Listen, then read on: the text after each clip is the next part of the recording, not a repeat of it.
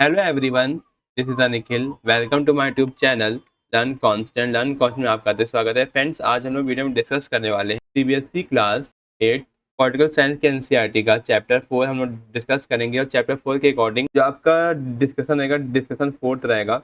और अगर आपको नोट्स वगैरह चाहिए तो आप लोग स्क्रीन शॉट दे सकते हैं। और फ्रेंड्स, वीडियो सेशन में आगे बढ़ने से पहले अगर आप ये वीडियो सेशन फर्स्ट टाइम देख रहे हैं, फर्स्ट टाइम आपने विजिट किया है, तो आप हमारे YouTube channel friends video session में आगे बढ़ने से पहले अगर आप ये वीडियो सेशन फर्स्ट टाइम देख रहे हैं, फर्स्ट टाइम आपने विजिट किया है, तो आप हमारे YouTube channel learn concept subscribe करें, बेल आइकन को प्रेस करें, ताकि आप सभी तक लेटेस्ट एजुकेशन वीडियोस का नोटिफिकेशन आपको टाइम से मिल सके, आपके टाइम से पहुंच सके।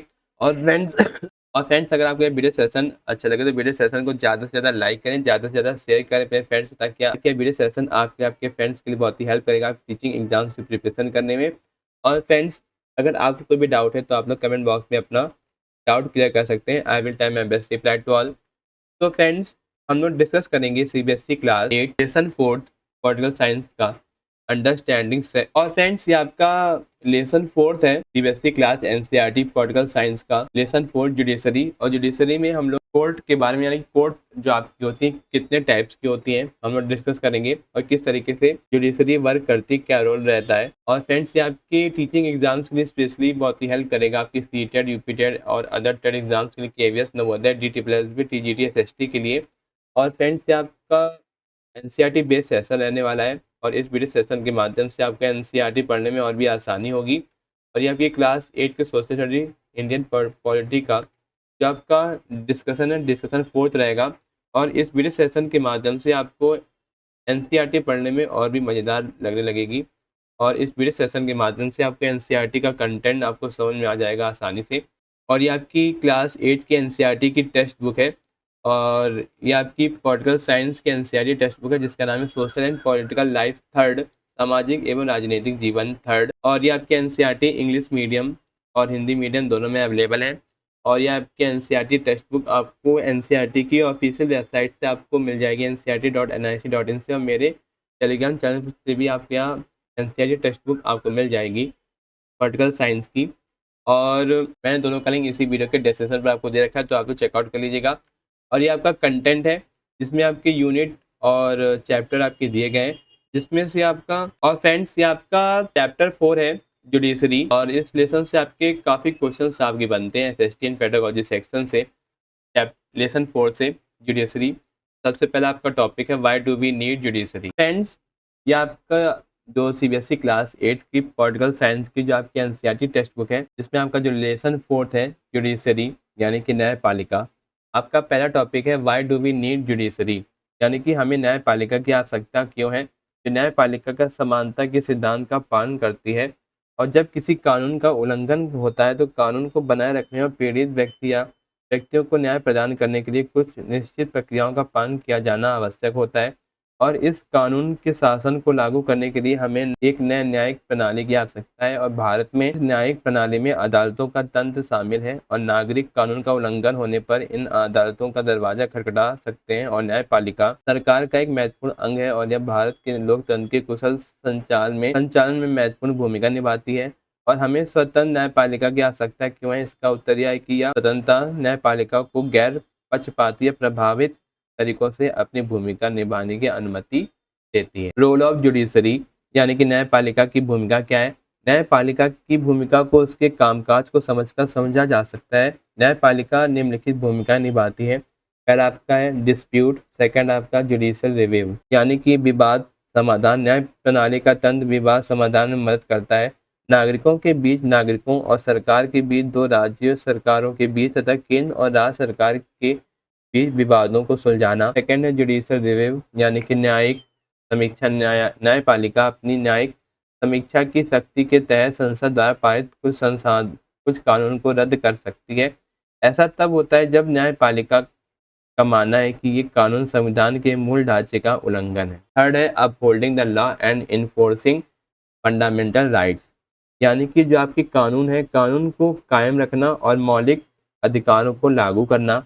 यदि भारत के नागरिकों को लगता है कि उनके मौलिक अधिकारों का उल्लंघन किया जा रहा है या किया गया है, तो वे सर्वोच्च न्यायालय या उच्च न्यायालय का दरवाजा खटखटा सकते हैं। यानी कि अगर उनको न्याय नहीं मिला डिस्ट्रिक्ट कोर्ट से, तो वो हाई कोर्ट या सुप्रीम कोर्ट जा सकते हैं अपने केस के लिए। नेक्स्ट है टॉपिक इंडिपेंडेंट जुडिशरी, स्वतंत्र न्यायपालिका। जो आपकी स्वतंत्र न्यायपालिका का तात्पर्य है कि सरकार की अन्य शाखाओं जो विधायिका और कार्यपालिका ऐसी न्यायपालिका के काम में हस्तक्षेप नहीं कर सकती हैं। स्वतंत्र न्यायपालिका में न्यायालय सरकार के अधीन नहीं होते हैं और उसकी ओर से नहीं करते हैं। इससे न्यायालय को यह सुनिश्चित करने में मदद मिलती है कि विधायिका और कार्यपालिका शक्ति का दुरुपयोग न करें और स्वतंत्र न्यायपालिका नागरिकों के मौलिक अधिकारों की रक्षा में महत्वपूर्ण भूमिका निभाती है। नेक्स्ट टॉपिक है what is the structure of the court in India, यानी कि भारत में न्यायालयों की संरचना क्या है। जो आपके भारत में न्यायालयों की संरचना 3 स्तरों वाली है। इसके 3 अलग अलग स्तर हैं।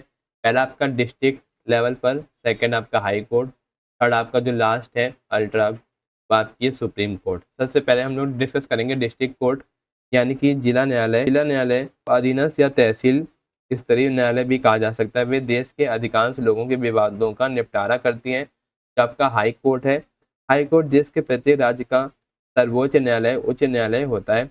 और जो आपका सुप्रीम कोर्ट है यह सर्वोच्च स्तर का न्यायालय है। भारत का सर्वोच्च न्यायालय दिल्ली में है और सर्वोच्च न्यायालय द्वारा दिए गए निर्णय भारत की अन्य सभी निचली अदालतों पर बाध्यकारी होते हैं। As per the integrated judicial system followed in India, भारत में अपनाई गई एकीकृत न्यायिक प्रणाली के अनुसार उच्च न्यायालय द्वारा लिए गए निर्णय निचली अदालतों पर बाध्यकारी होते हैं। भारत में न्यायपालिका की अपील प्रणाली के तहत यदि कोई व्यक्ति मानता है कि निचली अदालत द्वारा पारित निर्णय सही या न्यायोचित नहीं है तो वो उच्च न्यायालय में अपील कर सकते हैं। नेक्स्ट है what are the different branches of the legal system, कानून प्रणाली की विभिन्न शाखाएं क्या है। जैसे दहेज हत्या के मामले को समाज के विरुद्ध अपराध के रूप में वर्गीकृत किया गया है या आपराधिक कानून का उल्लंघन है। और आपराधिक कानून के अलावा कानून प्रणाली सिविल कानून के मामलों को भी संभालती है। उदाहरण के लिए घरेलू हिंसा से महिलाओं की सुरक्षा के लिए 2006 में एक नया नागरिक कानून पेश किया गया। आपराधिकता और नागरिक कानून के बीच मुख्य अंतर देखने के लिए आपको एक टेबल दी गई है। क्रिमिनल लॉ और सिविल लॉ क्या है। क्रिमिनल लॉ और सिविल लॉ, क्रिमिनल लॉ जो आपकी फौजदारी कानून है और सिविल लॉ यानी सिविल कानून। क्रिमिनल लॉ क्या है कि कानून की वह शाखा ऐसे आचरण या कार्यों से संबंधित है जिन्हें कानून द्वारा अपराध के रूप में परिभाषित किया गया है, कि जैसे चोरी दहेज हत्या महिला को परेशान करना।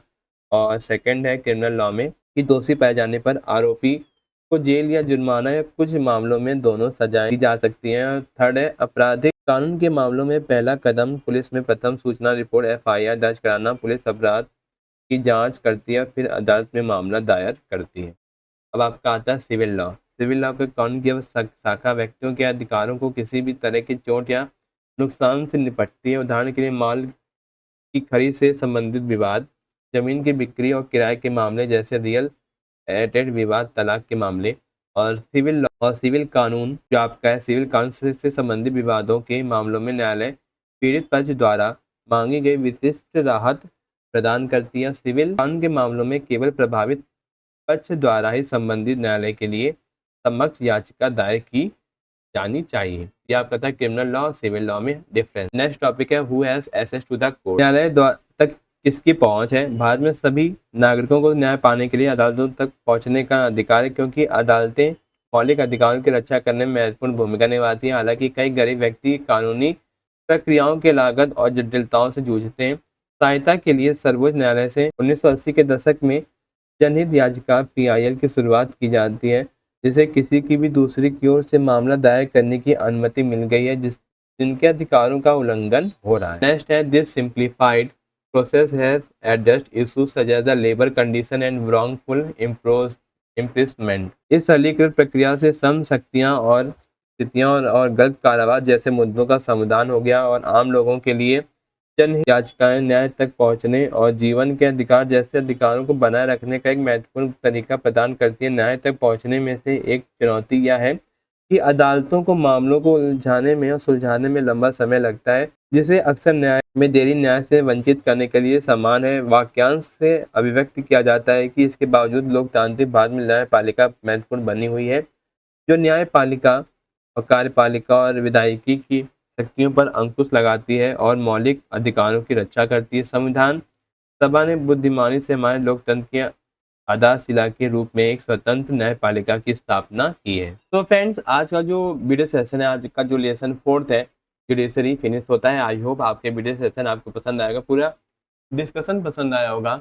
हमने इस वीडियो सेशन में चैप्टर 4 लेसन 4 डिस्कस किया, जुडिशरी। और फ्रेंड्स, अगर आप ये वीडियो सेशन फर्स्ट टाइम देख रहे हैं, फर्स्ट टाइम आपने विजिट किया है, तो आप हमारे यूट्यूब चैनल लर्न कौन सब्सक्राइब करें, बेल आइकन को प्रेस करें, ताकि आप सभी तक लेटेस्ट एजुकेशन वीडियोस का नोटिफिकेशन आपको टाइम से मिल सके, आप तक टाइम से पहुंच सके। और फ्रेंड्स, अगर आपको यार वीडियो सेशन अच्छा लगे तो वीडियो सेशन को ज़्यादा से ज़्यादा लाइक करें, ज़्यादा से ज़्यादा शेयर करें अपने फ्रेंड्स को, ताकि वीडियो सेशन आपके लिए, आपके फ्रेंड्स के लिए बहुत ही हेल्प करेगा, आपके एग्जाम्स के लिए बहुत ही हेल्प करेगा आपकी प्रिपरेशन में।